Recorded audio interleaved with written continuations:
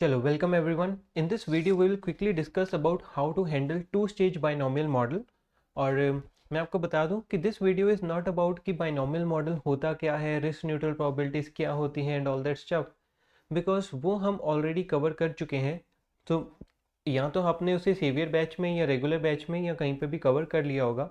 This video is basically about कि जो एक बाइनोमियल मॉडल में स्पेशल केस आता है about two stage binomial model. Two stage binomial model, तो हम उसे कैसे हम टैकल कर सकते हैं, तो ये उसके बारे में है. So this video will presume कि आपको रिस्क न्यूट्रल प्रोबेबिलिटी का जो फॉर्मूला है वो ऑलरेडी पता है, that is e raise to power R T minus D upon you minus d. There is a good chance कि आपने इसको अपनी किसी नोटेशन में किया हो.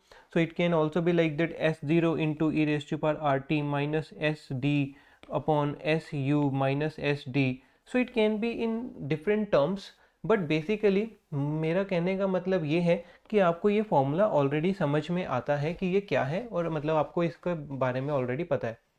तो अब हम इसे आगे लेके जाएंगे to the two stage binomial model. बिल्कुल भी डिफ़िकल्ट नहीं है. तो अगर आप सोच रहे हो कि यार इसे छोड़ दूं क्या, तो माय आंसर विल बी कि इसे छोड़ना बहुत बड़ी स्टूपिडिटी होगी. मतलब तो यहाँ पे for example this is the question. ये एग्ज़ाम क्वेश्चन है आपके नवंबर 20 का आपके एग्ज़ाम क्वेश्चन है. 8 मार्क्स का क्वेश्चन है एज यू कैन सी, और बहुत इजी है.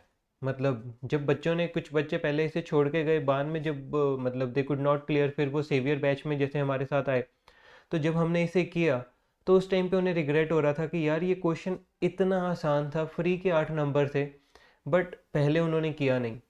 तो इसलिए fill your life with dreams and achievement, ना कि रिग्रेट. कर देख लो एक बार ये वीडियो, अच्छे से पूरा क्लियर हो जाएगा. तो चलो बढ़ते हैं आगे. देखो क्वेश्चन क्या है कि अ 2 ईयर ट्री, 2 साल का ट्री हमें गिवन है. ये वन स्टेज नहीं, टू स्टेज बाइनोमियल है, वैसे तो देख के पता लग रहा है. For the share of a stock in ABC limited is as follows. कैसे? आज की डेट में प्राइस कितना है, 100 रुपीज़.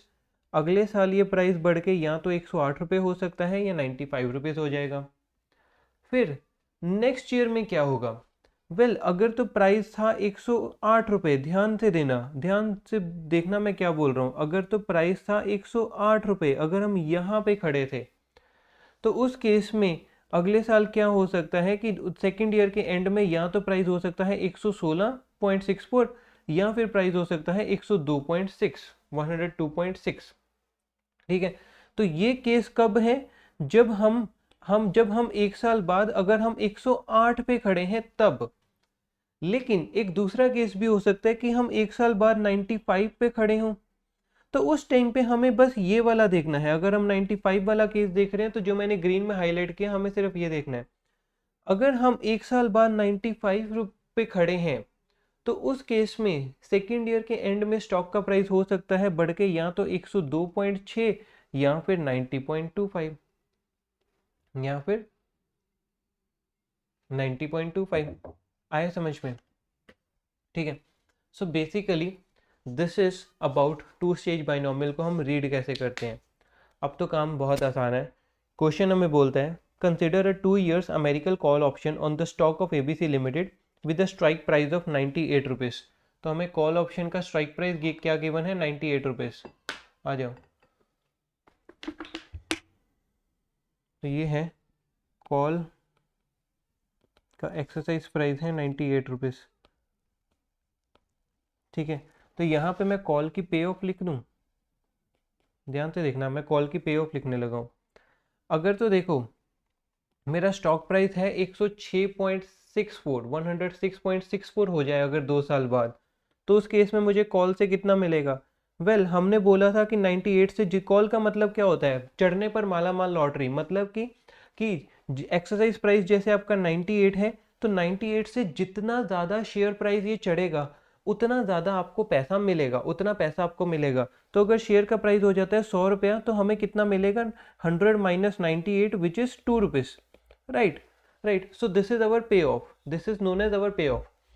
तो यहाँ पर हमें 116.64 जब प्राइस हो जाएगा तो हमारा पे ऑफ कितना होगा, 116.64 minus 98 which comes out to be 18.64 rupees. तो अगर शेयर प्राइस हो गया 116.64 तो पे ऑफ 18.64। नेक्स्ट सेकंड केस में, इस केस में हमारी पे ऑफ कितनी होगी 4.60। ये कैसे आया, 102.60 माइनस 98, ठीक है। एंड लास्ट केस में यहाँ पर हमारी पे ऑफ क्या होगी, ज़ीरो ज़ीरो, क्योंकि हमारा जो स्टॉक का प्राइस है वो एक्साइज प्राइस से कम है, तो पे ऑफ ज़ीरो, ठीक है। तो ये हमने लिख ली पे ऑफ। अब माय डियर, आपको ऑलरेडी प्रोबेबिलिटी कैलकुलेट करने का फॉर्मूला तो आता ही है, E raise to power R T minus U minus D, sorry minus D upon you minus D, ठीक है, ठीक है। तो हम इसे या फिर जो भी आपको फॉर्मूला ठीक लगता है उसे यूज़ करके हम निकाल लेंगे यार प्रोबेबिलिटी कितनी है, प्रोबेबिलिटी कितनी है। तो देखो यहाँ पे क्वेश्चन गिवन है, current price of stock is 100, risk free return is 5% per annum with continuous compounding. तो यहाँ पे इन्होंने इतने प्यारे बच्चे, उन्होंने ई रेशियो पर 0.05 की वैल्यू तक दे दी, 1.05127, और क्या चाहिए। तो यहाँ पे जब आप कैलकुलेट करोगे यू विल फाइंड आपकी प्रोबेबिलिटी कितनी आ जाएगी, आपकी यहाँ पर प्रोबेबिलिटी आ जाएगी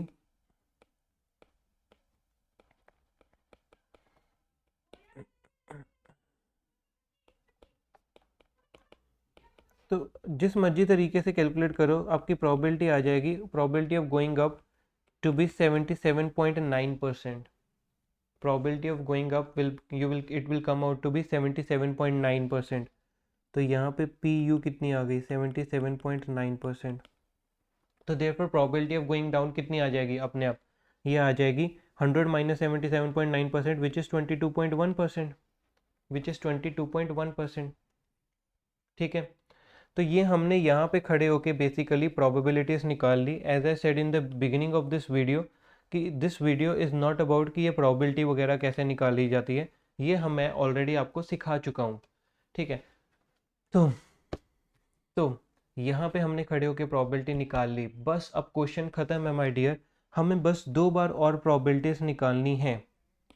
कहाँ पर, हमें यहाँ पर खड़े होकर प्रोबेबिलिटी निकालनी है going up and going down की, और फिर दूसरी बार नीचे वाले नोड पे। तो आ जाओ, जब आप यहाँ पे खड़े होकर प्रोबेबिलिटी कैलकुलेट कर रहे हो, 108 पे खड़े हो, तो स्टॉक प्राइस हो सकता है यहाँ 116 या 102.60। तो हमें इस केस में भी प्रोबेबिलिटी कैलकुलेट करनी होगी। It will again come out to be 77.9% and 22.1%। Sir क्या ये हर क्वेश्चन में सेम ही आएगी? द आंसर इज आ भी सकती है, नहीं भी आ सकती, क्वेश्चन की फ्रेमिंग पे डिपेंड करता है।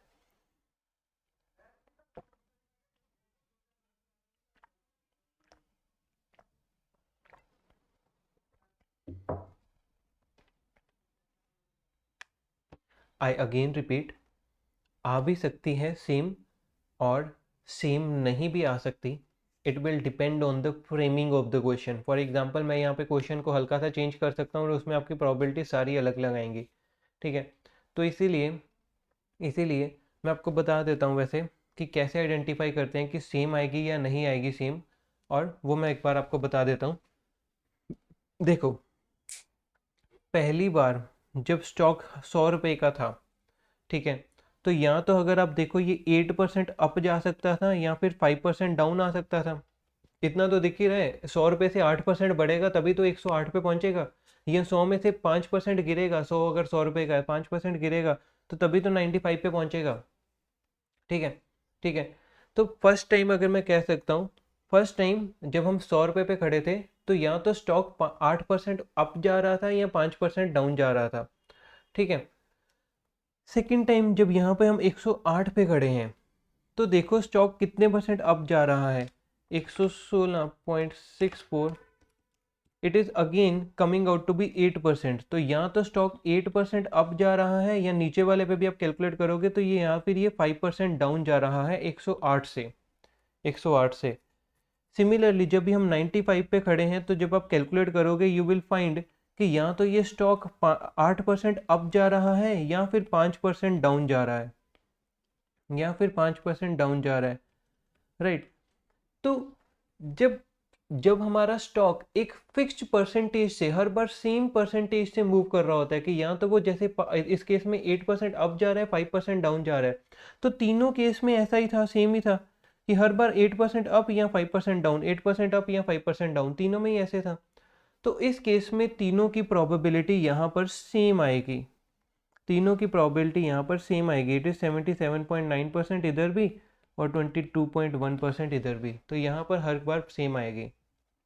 अगर क्वेश्चन की फ्रेमिंग इस हिसाब से होती कि वो बोल देते कि अच्छा फर्स्ट ईयर में ये 8% अप जा सकता है या 5% डाउन जा सकता है, बट सेकेंड ईयर में ये 10% अप जा सकता है मान लो, और 8% या 6% डाउन जा सकता है, तो उस केस में सेकेंड ईयर की जो अप मूव, जो ऊपर या नीचे जो चेंज था वो डिफरेंट आ गया, यहाँ पे डिफरेंट हो गया, तो इस केस में हमारी प्रोबेबिलिटी भी डिफरेंट आएगी। तो आपको कैलकुलेट उसे खुद से करना पड़ेगा यहाँ पर कि ये अप मूव और इधर डाउन मूव की क्या प्रोबेबिलिटीज़ हैं, ये आपको खुद से दोबारा से कैलकुलेट करनी पड़ेगी।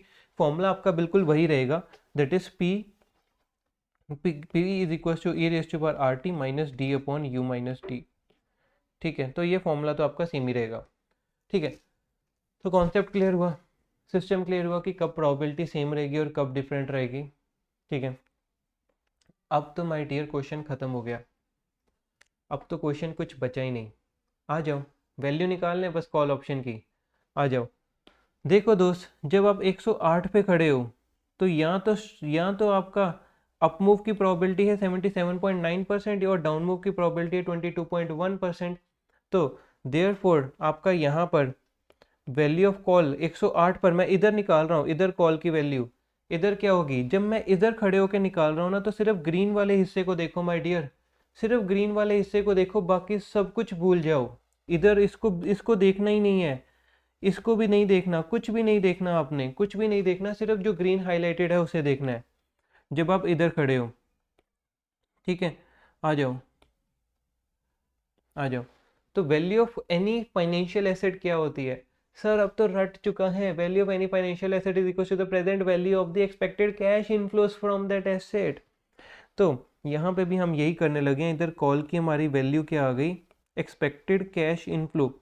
तो कितना है 18.64, इतना पे ऑफ मिलेगा इस कॉल से 1 साल बाद। उसकी वैल्यू कितनी, उसकी प्रोबेबिलिटी कितनी है 77.9%। तो इट इज़ 18.64 इंटू 77.9% प्लस 4.6 पे ऑफ मिलेगा, इसकी प्रोबेबिलिटी कितनी है, इसकी प्रोबेबिलिटी है 22.1%।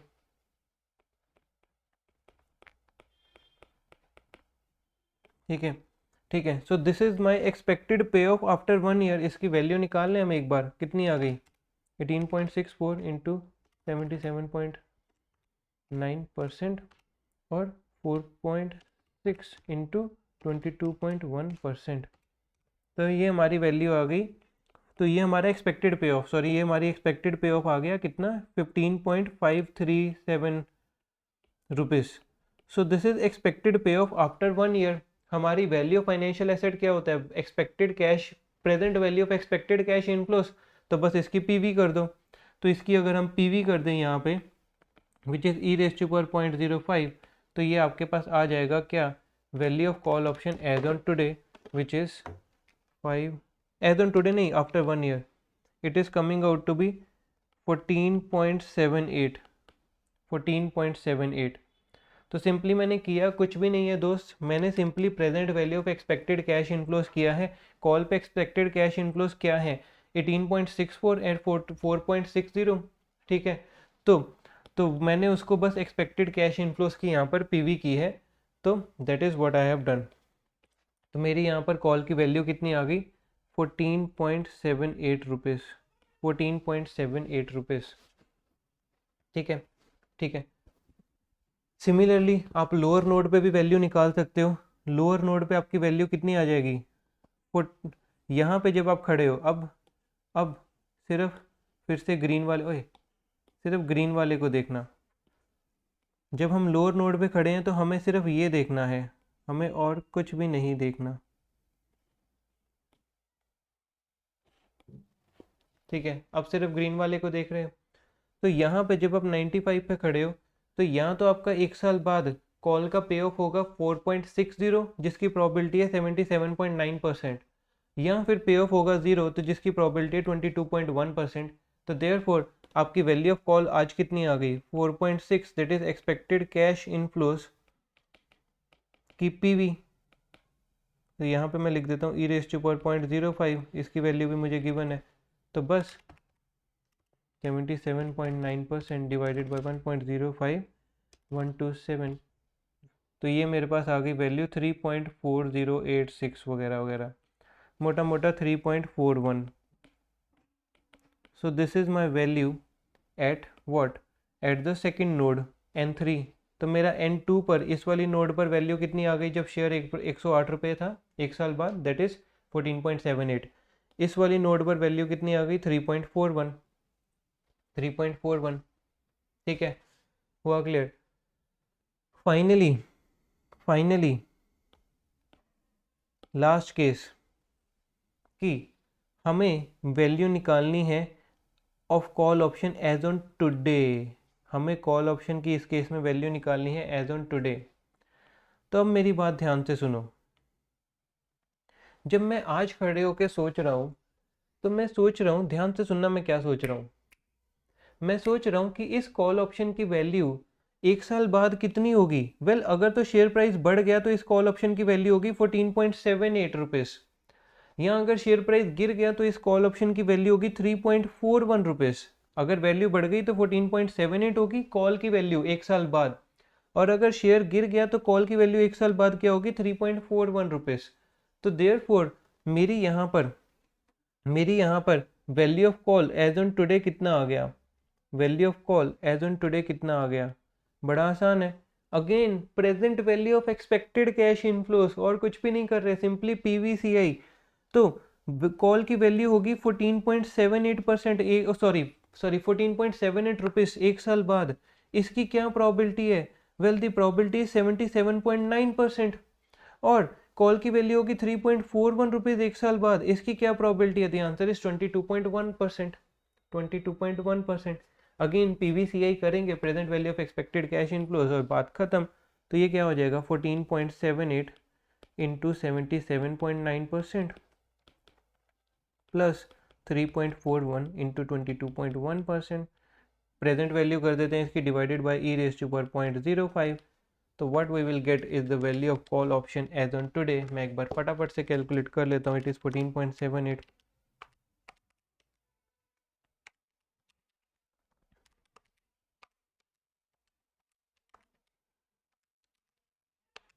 it is coming out to be 11.67 rupees approximately, 11.67 rupees approximately। आया समझ में। So this is basically the value of call option as on today, as on today। ठीक है। So this is basically how you handle a two stage binomial का question. किया हमने कुछ भी नहीं है माय डियर, आपको बस इसको तोड़ तोड़ के देखना है और कुछ भी नहीं। फॉर एग्जांपल जब आप यहाँ पर खड़े हो 108 पे, तो बस आपको यही वाला देखना है और कुछ भी नहीं देखना। तो आपके पास नॉर्मल, जैसे आप बाइनोमियल की वैल्यू निकालते हो नॉर्मल, वैसे ही आपकी वैल्यू आ जाएगी। ठीक है। फिर सिमिलरली जब आप यहाँ पे खड़े हो, जब आप यहाँ पे खड़े हो तो उस केस में आपको बस ये एक बाइनोमियल देखना है, तो आपके पास यहाँ पे एक वैल्यू आ जाएगी। ऑलराइट। और फाइनली जब आप इधर खड़े हो पीछे, तब आपके पास इससे सिर्फ देखना है, और इस केस में बस यहाँ पे देखना है कि अच्छा कॉल की क्या वैल्यू हो सकती है एक साल बाद। ठीक है, उसकी PVCI करनी है सिंपली, तो वहाँ पे अभी आपकी वैल्यू आ जाएगी। तो मैं कह सकता हूँ कि जब टू स्टेज बाइनोमियल का क्वेश्चन आए तो बेसिकली ये सिंगल स्टेज बाइनोमियल के क्वेश्चन जैसा ही होता है, 100% वैसा ही होता है। बस इसमें एक फ़र्क होता है कि आपका जो क्वेश्चन में एक तरह से 3 छोटे छोटे बाइनोमियल के क्वेश्चन है। तो यहाँ पे जैसे एक ये क्वेश्चन बाइनोमियल का, फिर एक ये दूसरा बाइनोमियल का क्वेश्चन इसे देख सकते हो, और एक ये तीसरा क्वेश्चन बाइनोमियल का। तो एक तरह से हमारे 3 छोटे छोटे बाइनोमियल के क्वेश्चन एक क्वेश्चन में छुपे रहते हैं। ठीक है, बट डोंट वरी, इसका मतलब ये नहीं है कि सर इसे करने में तो बहुत ज़्यादा टाइम लगेगा। बिल्कुल ज़्यादा टाइम नहीं लगता। बिकॉज जैसे देखो आपकी प्रॉबिलिटीज़ वगैरह सेम आ रही हैं जैसे इस क्वेश्चन में, तो वो आपको बार बार कैलकुलेट नहीं करनी पड़ती। यहाँ पे पे ऑफ वगैरह का सिस्टम आपको बार बार कैलकुलेट नहीं करना पड़ता, तो इसलिए इतना टाइम नहीं लगता। अगर आपको प्रैक्टिस अच्छी है तो ये 8 मार्क्स का क्वेश्चन आप 10 मिनट्स में आप आराम से सॉल्व कर सकते हो। एंड 8 नंबर के क्वेश्चन को अगर आप 8 नंबर के क्वेश्चन को बेसिकली आपको अप्रॉक्सीमेटली 14 मिनट में सॉल्व करना होता है, तो अगर आप उसे 10 मिनट में सॉल्व कर रहे हो तो दिस इज़ वेरी गुड। ठीक है, तो मेक श्योर कि आप इसकी प्रैक्टिस करके जाएं। अगर प्रैक्टिस के लिए कोई क्वेश्चन वगैरह चाहिए होगा तो you can tell me down in the comments below, और मैं वो क्वेश्चन वगैरह आपको प्रोवाइड कर दूंगा अगर कोई आपको चाहिए हो इस टॉपिक के रिगार्डिंग। ठीक है, चलो, so this is your finance Acharya Jatin Nagpal this side signing off for today. See you in another video और ऑडियो। Till then, bye.